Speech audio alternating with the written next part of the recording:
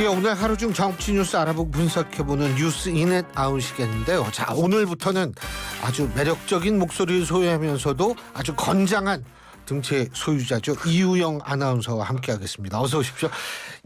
너무 좋아하신다. 안녕하세요. 안녕하세요, 이우영입니다. 예. 네. 네, 진짜 이렇게 좀 말씀을 드릴까. 네. 근데 진짜 뭐 짝 체격도 좋으시고 또 목소리가 또 워낙 좋으셔가지고 예.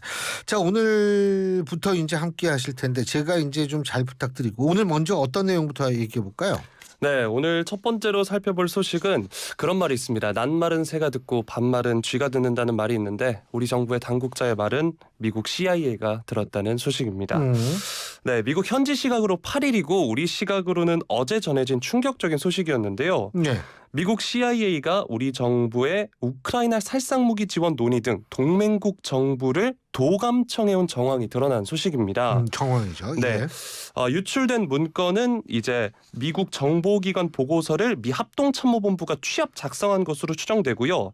이게 처음 유출된 게 보니까 게임 채팅 플랫폼에서 처음 등장했다고 합니다. 아하. 그리고 이제 온라인 커뮤니티 4chan 등을 거쳐서 텔레그램, 트위터 등으로 확산했고요. 이제 뉴욕타임스에서 보도가 있었는데 공개된 문건 내용을 조금 살펴드리도록 하겠습니다.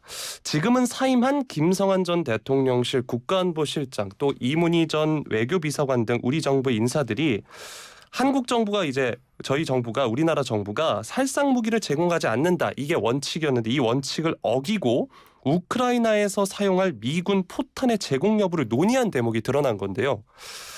내용을 보면 우크라이나 무기 제공을 공식 천명하자고 이 전 비서관이 제안을 하고 김 전 실장이 한미 정상회담 또 무기 지원을 거래했다는 오해를 살 수 있다. 우려를 나타냅니다. 김 전 실장이 대신 폴란드에 포탄을 수출하고 폴란드가 이를 우크라이나에 우회 지원하는 방안을 대안으로 제시를 했는데요. 결국 이 내용을 살펴보면 원칙을 어기고 논의했다 이런 겁니다. 예. 이런 보도에 대해서 이제 대통령실은 국빈 방미에 미칠 파장에 이제 촉각을 곤두세우고 있다라는 소식이고요.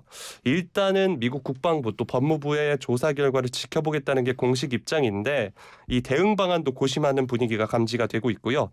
어쨌든 한미 동맹에 대한 신뢰는 계속해서 깔고 신중한 입장을 보이는 것으로 보입니다. 지금 보면 앞서서 앵커께서도 말씀해 주셨지만 사실 미국의 우리나라 감청 도청 사건도 이번이 세 번째라고 하고요. 뭐 타국 앞서서 메르켈 총리도 얘기해 주셨는데 현재까지 대통령실은 신중하고 또 미국에 항의하고자 하는 분위기는 아닌데 이전 도청 감청 사건 때 분위기는 좀 다를 때도 있지 않았나요? 근데요, 이게 이제 도감청의 속성상 이게 뭐 증거가 남는 게 아니잖아요. 네. 그죠? 그렇기 때문에 뭐 항의한다라는 거는 쉽지는 않습니다. 사실 2013년에 그 미국 국가안보국 NSA라고 그러죠. 여기 그 에드워드 스노든 굉장히 유명한 분들이니까 아마 청취자 여러분들도 생각이 날 겁니다. 이 스노든이 우방국 정상들을 미국이 감시하고 있다 이렇게 폭로를 하고 이때 이제 불거진 게 앙겔라 메르켈 독일 총리의 휴대전화 도청 문제였었는데 이때 미국이 동맹국 정상에 대한 감청 활동을 중단하겠다 이렇게 얘기를 했어요. 그렇죠. 그리고 주한 미국 대사관 도청 의혹도 이때 역시 제기가 좀 됐었는데 우리가 외교 채널을 통해서 사실 확인을 요청했고 미국이 정보에 대한 기본 입장을 설명한 것으로 지금 알려지고 있습니다. 그런데 이제 스노든이 이 얘기를 했을 때 스노든 같은 경우에는 사실 어느 정도 자료를 갖고 얘기를 한 거기 때문에 이때는 좀 달랐는데 2021년에 또 덴마크 언론 보도가 있었죠. 미국이 유럽 국가들 고위 인사를 대상으로 도청을 하고 있다라는 보도가 있었는데 사실 이 보도 같은 경우에는 실제로 진위 확인이 굉장히 힘들었다라는 그런 점이 있습니다. 네. 그렇기 때문에 지금 우리 정부는 당연히 이런 입장을 견지할 수밖에 없어요 지금. 예. 네, 이렇게 우리 정부가 신중한 가운데 사실 그 대통령실 바로 옆에 보면 예. 국방부 또 합동참모본부가 있거든요. 예. 이에 대해서 이제 국방부는 도감청 대비 충분하다는 입장이 나왔습니다. 전하규 국방부 대변인이 오늘 정례 브리핑을 가졌는데 국방부와 합참 건물에 대한 도감청 방지를 위해 필요한 조치 충분히 이루어져 있다 이렇게 답변을 했다고 하고요. 예. 또 우크라이나에 살상 무기를 지원하지 않는다는 정부 입장에도 변화가 없다 이렇게 밝혔는데 사실 이제 많은 분들이 얘기하시는 게 국방부와 합참이 어쨌든 대통령실 바로 옆에 있는데 예. 과연 안전할까라는 이야기를 합니다. 왜냐하면 어쨌든 대통령실이 가장 보안 시설이 뛰어나야 하는 시설이고 그 옆에 있는 게 이제 국방부 합참인 건데 이 안전하다 혹은 조치가 충분히 이루어져 있다 이 부분에 대해서는 어떻게 생각하시나요? 뭐 근데 일단은 제가 볼 때에는 뭐 도청 방법이 하도 여러 가지일 테니까 우리 같은 문외한은 뭐 우리가 얘기할 수 없지만 일단은 국방부 합참 같은 경우에 가장 도감청에 신경을 써야 하고 특히 그 도감청에 신경을 써야 되는 부분 중에 하나가 이 북한의 우리의 어떤 움직임이 흘러 들어가는 거 이런 부분 아니겠어요? 근데 실제로 북한의 도감청 능력이 어느 정도인지는 모르겠고 그리고 뭐 우리나라에도 북한 간첩이 저는 충분히 있을 수 있고 뭐 아주 소수만 있다 이렇게 얘기할 수는 없는 상황이라고 생각하기 때문에 네. 이들의 도감청 능력이 어느 정도 되는지는 알 수가 없지만 최소한도 이들의 도감청 능력은 전 어느 정도 막을 수 있지 않을까라는 생각이 드는데 이 미국이 어떤 방식으로 도감청을 만일 했다면 이건 가정입니다. 네. 우리가 지금 미국이 도감청을 했다 이렇게 얘기할 수 있는 상황이 절대로 아니고 네. 했다면은 굉장히 하이 테크놀로지를 통한 이 되지 않았을까 도감청이. 근데 거기에 대해서 어떤 방식으로 하고 그 방식에 대해서 어떤 대응책이 있는지 우리가 알 수가 없기 때문에 그거는 사실 굉장히 얘기하기가 좀 조심스럽다라고 생각이 됩니다. 네. 사실 뭐 북한에 대비한 도감청이 이제 확실하게 조치가 이루어져 있는 건 뭐 국방부 대변인의 브리핑을 보면 그런 것 같고 이제 만약에 미국이 만약에 그랬다라면 그 부분은 이제 조금 더 높은 수준의 네. 그 뭐 어떻게 될지는 모르죠. 네, 그렇습니다. 어쨌든 지금 보면 김태호 안보실 1차장이 내일 3박 5일 일정으로 워싱턴 DC를 방문한다고 하는데요. 네. 대통령실의 이제 입장을 보면 이번 방미 기간 중에 행정부 인사들을 면담을 하고 또 대통령의 성공적인 국빈 방문을 위해서 사전 준비 협의, 북한 문제, 경제 안보, 지역 글로벌 이슈 관련 협력 등을 포함해서 다양한 현안에 대해 의견을 교환할 거다 이렇게 얘기를 했는데요. 뭐 구체적으로는 반도체법, 인플레이션 방지법, 북핵에 대한 확장 억제 강화 등 이런 한미 정상회담 의제에 대한 최종 조율에 나설 것으로 보이는데 국빈 방문을 앞두고 이런 뉴스가 터진 거잖아요. 네. 네. 이번 방미 그러니까 김태호 1차장의 방미에서 이번 이슈에 대해서도 논의가 있을까요? 아무래도 외교 채널 중에 하나이기 때문에 당연히 우리 정부로서는 여기에 대해서 얘기를 할 거고 근데 이게 제가 항상 하는 얘기가 있어요. 외교는요 국민의 알 권리를 얘기를 하면 안 됩니다. 이 외교라는 거는 알려진 부분보다 그러니까 빙하하고 똑같아요. 드러난 부분보다 드러나지 않은 부분이 더 많거든요. 그런데 일부 야당 일각에서는 뭐 다 공개하라는 식으로 얘기를 하는데 본인들도 이제 사실 집권을 했을 때가 3번이나 있으니까 사실은 그 외교의 모든 거를 다 우리가 알려달라 알릴 수는 없는 겁니다. 네. 그러니까 그런 요구를 야당이 하는 것도 좀 무리가 있고 하지만 우리가 일반론적으로 얘기를 했을 때에는 당연히 얘기가 나올 가능성이 있는데 얘기를 설령 한다고 하더라도 그 결과가 이렇습니다. 이러고 얘기하지는 절대로 않죠. 예. 네, 뭐 논의가 있을 수는 있다. 뭐 이렇게 마무리를. 그거는 네. 이 얘기를 안 할 수 있는 상황은 아니라는 네. 생각은 들어요. 네. 예. 알겠습니다. 사실 이번 사건에 대해서 이제 정치권 반응도 뜨겁습니다. 여야 반응을 한번 살펴볼 텐데요. 예. 먼저 여당인 국민의힘은 일단 신중한 분위기가 감지가 되고 있습니다. 이번 사태가 이 윤석열 대통령의 국빈 방미 악재로 작용할 수 있다는 우려 속에서 대통령실 이전 문제와 결부시키려는 야당 공세를 차단하는 데도 애를 쓰는 모습인데요. 예. 오늘 당 최고위가 있었는데 이 관련 언급이 나오지 않았고 이 김기현 대표랑 태영호 최고위원이 관련해서 발언을 했다고 하는데 일단 김기현 대표는 우선 사실 확인이 필요하고 제3국 개입 가능성을 배제할 수 없다 이렇게 얘기를 했고요. 태영호 최고위원의 경우에는 SNS에 러시아가 가짜 뉴스를 퍼뜨릴 가능성이 없는지도 고려해야 된다 이렇게 주장을 했습니다. 우크라이나와 전쟁 중인 러시아인데 오늘 오후 대통령실 입장도 보면 유출 자료가 조작 또 특정 세력 개입 가능성 배제 못한다 이렇게 했는데요. 여당 일부 의원들의 말처럼 이 가짜 뉴스 혹은 제3국의 개입 이런 가능성도 있을까요? 일단은 제가 지적하고 싶은 거는요. 이 국민의힘 당대표가 얘기한 것처럼 이 집권 여당의 지도부는 제3국이라는 표현을 써야지 네. 이 타영호 최고위원처럼 직접 특정 국가를 거론하는 건 아주 잘못된 모습입니다. 그러니까 앞으로는 이런 일이 없기를 제가 좀 바라겠다는 말씀을 분명히 드리고요. 자, 전 두 가지 얘기를 드리고 싶습니다. 첫 번째, 유출된 문건의 일부 내용이 임의로 수정된 것으로 보여진다라는 의견이 압도적으로 많습니다. 네. 다시 말해서 지금 그 보도가 된 내용이 사실이 아닐 가능성이 있다라는 거죠. 두 번째는 뭐냐면 유출된 문건이 우크라이나와 러시아 전쟁에 대한 것을 거기에 집중이 돼 있거든요. 네. 우리는 이 두 가지를 집중을 해야 됩니다. 그러니까 요새 같은 때에는 특정 그 국가가 역공작을 하는 경우가 굉장히 많거든요. 그러니까 이게 역공작일 가능성을 저는 이 배제할 수가 절대로 없다는 입장이에요, 사실은. 네. 제3국에 의한 역공작이죠. 그렇기 때문에 제3국에 의한 역공작 가능성을 배제하지 못하는 상황에서는 이게 여기에 대한 접근도 굉장히 신중할 수밖에 없다. 이렇게 말씀을 드릴 수밖에 없죠. 네. 일단은 이 내용을 어쨌든 뭐 미국에서 국방부나 법무부에서 조사도 한다고 하니까요. 예. 네. 이 부분을 더 살펴봐야 될 것 같습니다.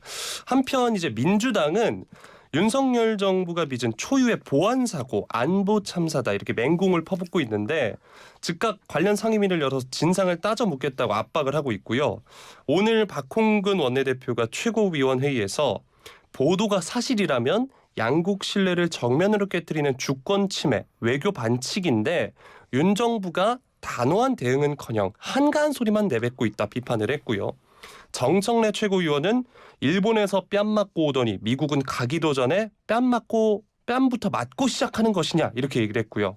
또 어쨌든 대통령실 졸속 이전 이 지적도 계속 나오고 있습니다. 군 장성 출신인 김병주 의원은 보안 대책이 제대로 안 됐는데 졸속으로 이전했고 또 각종 장비에 도감청 장치가 묻어 들어갔을 수 있다. 더 큰 문제는 바로 옆에 미군 기지가 있는 것이다. 이렇게 지적을 했는데요. 야당뿐만 아니라 여권 내부 유승민 전 의원이나 하태경 의원도 미국에 강력한 항의를 해야 한다 이런 입장이거든요. 어쨌든 이 부분에 대해서는 항의가 필요한 건 아닐지 어떻게 보실까요? 제가 앞서도 계속 말씀을 드렸지만 일단 사실관계 확인이 먼저다라는 말씀을 드리고요. 네. 만일 해당 문건이 제3국의 역공작의 일환으로 이것이 조작 유포됐다라고 가정을 한다면 이런 상황에서 항의하면 오히려 그것을 유포한 제3국의 의도에 말려드는 꼴이 됩니다. 그렇기 때문에 이것은 누구를 본의 아니게 특정 제3국을 도와주는 꼴이 될 수도 있어요. 그렇기 때문에 저는 이게 지금 단계에서 뭐 대사를 초치하고 항의하고 이럴 단계는 절대로 아니라고 생각하고요. 제가 앞서도 말씀을 드렸습니다만 민주당도 3번이나 집권한 경험이 있으니까 네. 아마 잘 알고 있을 거라고 생각해요. 외교라는 건 감정에 의해서 하는 것이 아니라 필요에 의해서 하는 것이고 때로는 필요 때문에 감정을 숨길 필요도 있다라는 것이 외교라는 거죠. 저는 사실 그 일본의 지금 돌아가셨지만 그 아베 전 총리가 사실 그 미국의 특정 애완견의 종류 제가 뭐 그 표현을 하고 싶지는 않습니다만 특정 애완견을 지칭하면서 미국의 그 애완견이다 이런 얘기까지 들었거든요. 그러면은 일본 국민이나 일본 그 아베 당시 총리는 기분이 좋았겠어요. 하지만 필요에 의해서라면 일단은 그 시기와 필요성을 잘 조화시키는 그런 자세가 전 필요하다고 생각을 하고요. 한 가지 더. 네. 지금 거론되는 게 우리나라만 거론되는 게 아니잖아요. 네, 그렇죠. 이스라엘, 영국, 튀르키예 이런 여러 나라들이 거론되고 있습니다. 그런데 지금 영국이나 이스라엘이나 튀르키예가 공식적으로 미국의 대사를 초치하거나 항의했다는 뉴스를 전 아직 보질 못했어요. 네. 예? 그러면은 이건 뭐냐면 외교는 굉장히 신중해야 되는 거거든요. 이게 감정적으로 욱한다고 막 해서 되는 거는 절대로 아니에요. 그렇기 때문에 저는 사실 조금 바라고 싶은 것은 뭐냐면 외교를 내치에 이용해서는 안 된다는 입장입니다. 외교는 외교이기 때문에 사실 함께 지켜보고 기다릴 때 그리고 우리의 필요성을 어느 정도 달성할 때까지는 좀 참는 이런 모습도 저는 우리나라 정치권이 보여줬으면 하는 정말 간절한 바람을 갖습니다. 네. 어쨌든 사실관계 확인이 가장 먼저 필요한 근데 이게 상황입니다. 확인되기가 힘들 거예요. 네. 증거가 없으니까. 그렇죠. 네. 네. 이제 다음 뉴스로 넘어가 보도록 예. 하겠습니다. 윤석열 대통령 국정수행 지지도 관련 뉴스인데요. 네. 야, 제가 웃는 게 매번 우리가 여론조사할 때마다 그 얘기를 하는데 말씀하세요. 네. 예. 전주보다 이제 소폭 하락한 30% 중반대를 기록했다는 여론조사 결과가 오늘 나왔습니다. 먼저 시작 전에 오늘 소개해드린 여론조사 개요부터 말씀드리면 리얼미터가 미디어 트리뷴 의뢰로 이달 3일부터 7일까지 닷새간 전국 18세 이상 유권자 2,504명을 대상으로 한 여론조사고요. 자세한 사항은 중앙선거여론조사심의위원회 홈페이지를 참조하시면 되겠습니다. 자, 이제 여론조사를 살펴드리면 긍정평가가 전주보다 0.3%포인트 하락한 36.4%로 집계가 됐고요. 예. 지난달 초에 이제 긍정평가가 40%대였는데 하락세를 보이고 예. 4주 연속해서 36%대를 보이고 있습니다. 또 부정평가를 보면 지난 조사보다 0.6%포인트 내린 61%를 기록을 했는데 3월 둘째 주부터 직전 조사까지 4주 연속 상승한 바 있고요. 긍정평가가 60대와 진보층, 농림, 어업 종사자 등에서 주로 올랐고 부정평가가 70대 이상 보수층, 가정주부 등에서 상승을 했는데 일단 먼저 이번 여론조사에 대한 총평 부탁드리겠습니다. 글쎄요, 뭐 이게 제가 이렇게 볼 때는요. 네. 뭐 이 0, 몇 %포인트 왔다 갔다 하는 거는 그거는 정말 운에 의해서 좌우될 수도 있어요. 우리가 예를 들면 수능 볼 때 그날 이건가 할 때 그냥 이거 찍었는데 맞을 경우도 있고 찍었는데 틀릴 경우도 있죠. 이 정도의 차이밖에 안 된다는 거죠. 이걸 가지고 우리가 그 사람의 실력이 어떻다라고 그 수능 가지고 평가할 수 없듯이 이것도 전 마찬가지라는 생각이 드는데요. 참고로 그냥 말씀드리는데 리얼미터 미디어 트리뷴 조사는 상대적으로 대통령 지지율이 잘 나옵니다. 그러니까 한국갤럽이는 이번 주 목요일날 이제 NBS 여론조사가 나오는데 네. 그 두 군데보다는 원래 높게 나와요. 높게 나오는데 여기에서도 약간의 변동의 폭이 있거든요. 이제 그 변동의 폭을 그리고 이게 상승인지 하락인지 그 점을 좀 주목할 필요는 있죠. 네. 근데 뭐 지금 하락세라고 보기도 조금 힘들고 상승세라고 보기는 어렵고 이런 상황이죠. 아무래도 좀 변화폭이 좀 미비하다 보니까. 그렇죠. 네. 예. 그리고 이제 제가 조금 전에 설명을 드렸는데 네. 보면 진보층 또 농림어업 종사자들에게서 긍정평가가 올랐다는 게 좀 눈에 띄더라고요. 예. 진보층의 지지율이 오를 만한 이슈가 최근에 없어 보이기도 했고 어쨌든 이제 양곡관리법 이야기가 계속 나왔는데 양곡관리법이라는 게 타이틀 자체가 농민을 보호하자 이거지 않습니까? 예.